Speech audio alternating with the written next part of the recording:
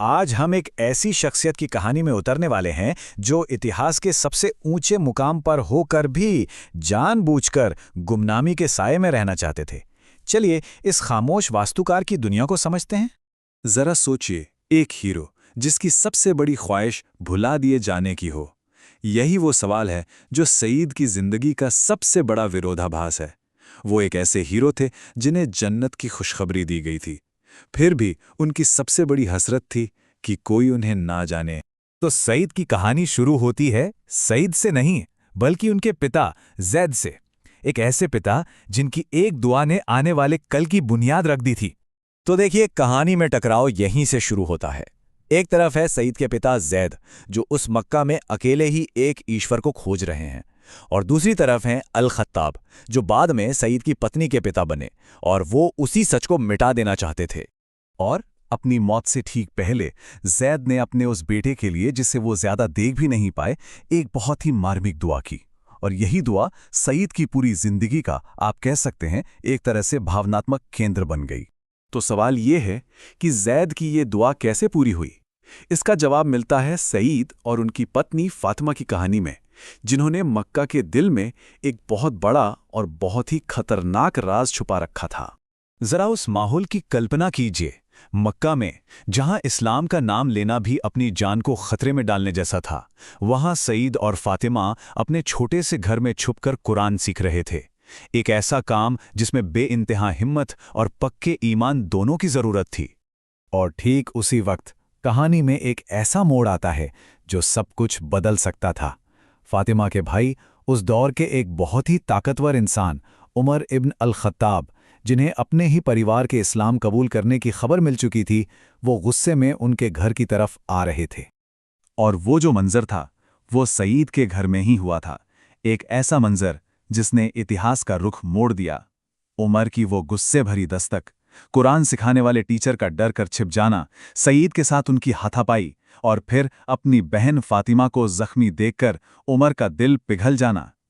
यही वो पल था जब उमर ने कुरान पढ़ा और इस्लाम की दुनिया में दाखिल हो गए। और यहीं पर एक अजीब तरह से इतिहास खुद को दोहरा रहा था। सोचिए, जिस एक ईश्वर पर विश्वास के लिए उमर के पिता अल खत्ताब ने सईद के पिता जैद को सताया था, आज उसी विश्वास के लिए अल खत्ताब के बेटे उमर जैद के बेटे सईद को पीट रहे थे। अब सईद के किरदार के उस पहलू पर आते हैं जो शायद सबसे ज्यादा हैरान करता है।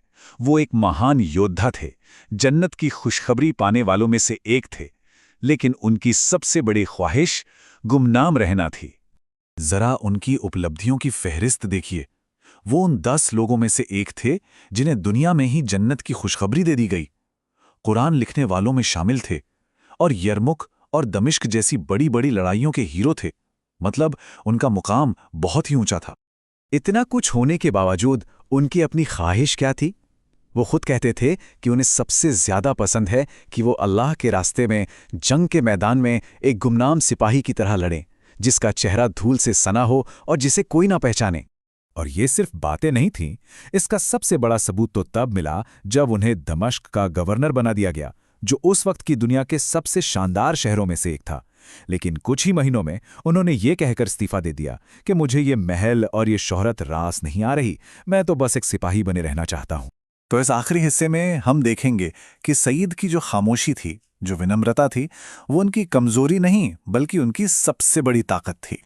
उनकी विनम्रता कितनी गहरी थी, इसका अंदाजा इस बात से लगाइए कि जब उनसे उन 10 लोगों के नाम बताने को कहा गया जिन्हें जन्नत की खुशखबरी दी गई थी, तो उन्होंने 9 लोगों के नाम लिए और अपना नाम छोड़ दिया।